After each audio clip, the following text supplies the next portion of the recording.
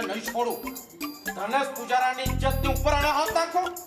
એને ખબર નથી કે એને સાપના ઘરમાં હાથ નાખ્યો છે. તો સાપ ભાઈ તમને ખબર નથી કે તમે તો મદારીના ઘરમાં પગ મૂક્યો છે. ઉપવાસનો ફળાહાર તો કરાવવો પડશે ને.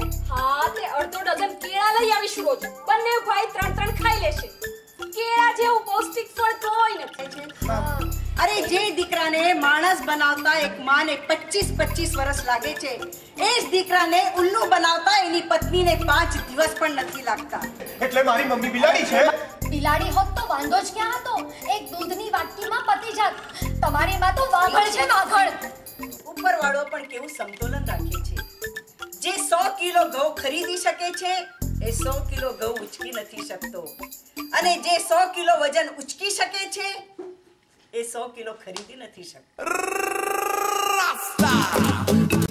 बन भाई क्या बात है, गंजी में सलमान खान बन रहे हो क्या? नहीं, ये बायडी लोग मल्लिका शेरावत बना रही है. मानो के હું ખોવાઈ જાઉં તો તમે શું કરો? છાપામાં જાહેરાત આપો.